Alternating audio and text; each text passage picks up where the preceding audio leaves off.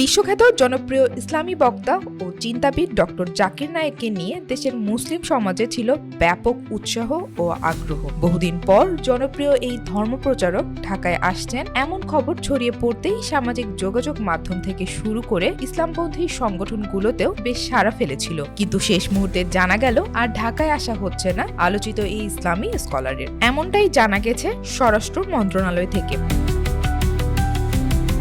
আগামী 28 ও 29 November doctor Zakir নায়েকের ঢাকায় আসার কথা ছিল। 2 দিনের একটি বড় ইসলামী সম্মেলনে অংশ নেওয়ার পাশাপাশি ঢাকার বাইরে আরও কিছু ধর্মীয় অনুষ্ঠানে যোগ দেওয়ারও কথা ছিল তার। তবে মঙ্গলবার 4 নভেম্বর সচিবালয়ের স্বরাষ্ট্র মন্ত্রণালয়ের সভাকক্ষে অনুষ্ঠিত আইনশৃঙ্খলা সংক্রান্ত কোর কমিটির সভায় এই সিদ্ধান্ত হয়।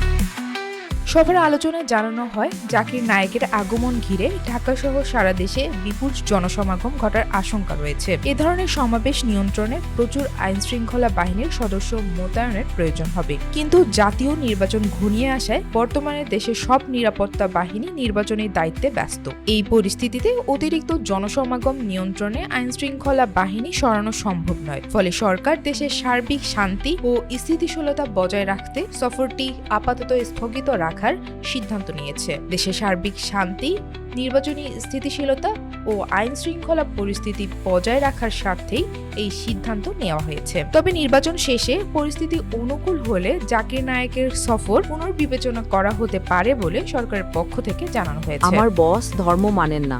আপনার বস জানতেন না, আপনি জানতেন না, আমিও জানতাম না, কিন্তু আমি বিশ্বাস করতাম। উল্লেখ্য, ডক্টর জাকির নায়েক ভারতের নাগরিক এবং বিশ্বের বিভিন্ন দেশে তার বক্তৃতা ও ইসলামী দাওয়াতমূলক কর্মকাণ্ডের জন্য পরিচিত। তার বক্তৃতা সাধারণ মুসলিম শ্রোতাদের মধ্যে ব্যাপক জনপ্রিয় হলেও কিছু দেশে তার বক্তব্য নিয়ে বিতর্কও রয়েছে। 2016 সালে ঢাকার হোলি আর্টিজান বেকারিতে জঙ্গি হামলার পর জাকির নায়েকের বিরুদ্ধে ভারত সরকার সন্ত্রাসী উস্কানি ও ঘৃণামূলক বক্তব্যের অভিযোগ আনে। বর্তমানে তিনি মালয়েশিয়ায় অবস্থান করেছেন এবং ইসলামী শিক্ষা প্রচারে নিয়োজিত। মালয়েশিয়া সরকার তাকে পুত্রজয়া শহরে স্থায়ী বসবাসের অনুমতি দেয়। রাবিতা খন্দকার, বাংলাবাজার পত্রিকা।